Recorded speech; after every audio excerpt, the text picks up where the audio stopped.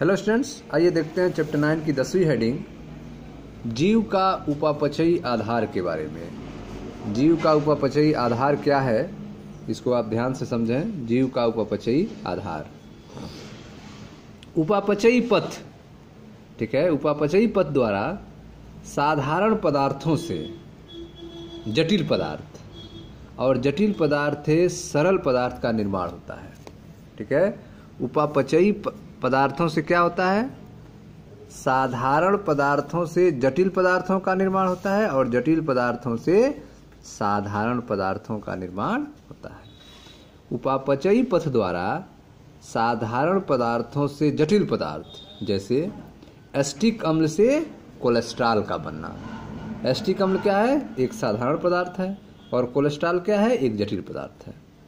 तो उपापचयी पथ द्वारा साधारण पदार्थ से जटिल पदार्थ, जैसे कि एसिटिक अम्ल से कोलेस्ट्रॉल का बनना, वह जटिल पदार्थों से सरल पदार्थ का बनना, जैसे कंकाली पेशियों में ग्लूकोज से लैक्टिक अम्ल का बनना, ठीक है। तो ग्लूकोज क्या है? एक जटिल पदार्थ है और यह किसमें चेंज हो रहा है? लैक्टिक अम्ल, जो एक सरल पदार्थ है।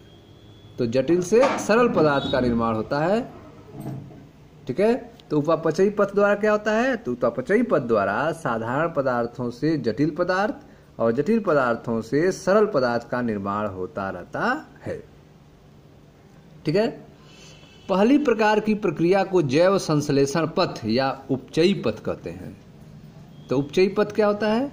जब साधारण पदार्थों से जटिल पदार्थों का निर्माण होता है तो इसे जैव संश्लेषण पथ या उपचयी पथ कहते हैं, ठीक है। लेकिन जब जटिल पदार्थों से सरल पदार्थों का निर्माण होता है तो इस प्रक्रिया को अपचय या विखंडन कहते हैं, ठीक है, और इसे अपचयी पथ कहते हैं।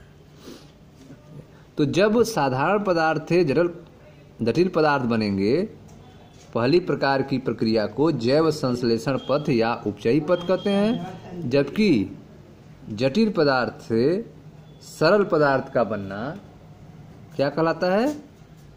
अपचय या विखंडन कहलाता है, इसलिए इसे अपचयी पथ कहते हैं, ठीक है। उपचयी पथों में ऊर्जा खर्च होती है।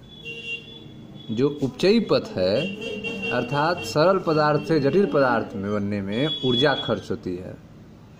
एमिनो अम्ल से प्रोटीन के निर्माण में ऊर्जा की आवश्यकता होती है। एमिनो अम्ल से प्रोटीन के निर्माण में ऊर्जा की आवश्यकता होती है।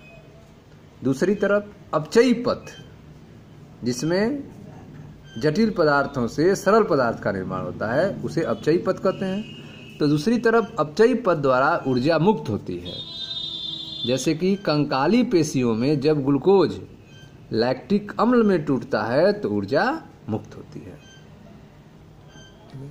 यह उपापचयी पथ, जिसके द्वारा ग्लूकोज से लैक्टिक अम्ल का निर्माण होता है, 10 उपचयी चरणों में पूर्ण होता है। इसे ग्लाइकोलिसिस कहते हैं, ठीक है। तो ग्लूकोज से लैक्टिक अम्ल का निर्माण जो है वह 10 उपापचयी चरणों में पूर्ण होता है और इसे ग्लाइकोलिसिस कहते हैं, ठीक है। जीवों में विखंडन द्वारा निकलने वाली यह ऊर्जा रासायनिक बंध के रूप में संचित कर ली जाती है, ठीक है। तो जीवों में विखंडन के द्वारा जो ऊर्जा मुक्त होती है, जो निकलती है, उस ऊर्जा को रासायनिक बंध के रूप में स्टोर कर ली जाती है, संचित कर ली जाती है। और यह बंध ऊर्जा जब और जहां आवश्यक होती है वहां इसका उपयोग किया जाता है, जैसे जैव संश्लेषण, परासरण व यांत्रिक कार्य किए जाने पर इनका उपयोग किया जाता है, ठीक है। तो आप देख रहे हैं कि उपापचयी पथ द्वारा साधारण पदार्थों से जटिल पदार्थ और जटिल पदार्थ से सरल पदार्थ का निर्माण होता रहता है। जो पहली प्रक्रिया है उसको जैव संश्लेषण पथ या उपचयी पथ कहते हैं, जबकि दूसरी प्रक्रिया में अपचय या विखंडन होता है, इसलिए इसे अपचयी पथ कहते हैं, ठीक है। उपचयी पथ में ऊर्जा खर्च होता है। एमिनो अम्ल से प्रोटीन के निर्माण में ऊर्जा की आवश्यकता होती है, जबकि दूसरी तरफ अपचयी पथ द्वारा ऊर्जा मुक्त होती है, जैसे कंकाली पेशियों में जब ग्लूकोज लैक्टिक अम्ल में टूटता है तो ऊर्जा मुक्त होती है। ठीक है, यह उपापचयी पथ जिसके द्वारा ग्लूकोज से लैक्टिक अम्ल का निर्माण होता है, यह 10 स्टेप में कंप्लीट होती है, 10 उपापचयी चरणों में पूर्ण होती है, जिसे ग्लाइकोलिसिस कहते हैं। जीवों में विखंडन द्वारा निकलने वाली यह ऊर्जा रासायनिक बंध के रूप में संचित कर ली जाती है। जीवों में विखंडन के द्वारा निकलने वाली इस ऊर्जा को रासायनिक बंध के रूप में, केमिकल बॉन्ड के रूप में स्टोर कर ली जाती है, और यह बंध ऊर्जा जब और जहां आवश्यक होती है, जैसे कि जैव संश्लेषण में, प्रासरण में, यांत्रिक कार्य में, वहां पर इसका उपयोग किया जाता है। ऊर्जा की मुद्रा का सर्वाधिक महत्वपूर्ण, ठीक है, ऊर्जा की मुद्रा का जो सर्वाधिक महत्वपूर्ण स्वरूप है, ऊर्जा की मुद्रा का सर्वाधिक महत्वपूर्ण स्वरूप जीव तंत्र में एक रसायन में बंध ऊर्जा के रूप में मिलता है, जिसे एडेनोसिन ट्राइफॉस्फेट कहते हैं, एटीपी कहते हैं।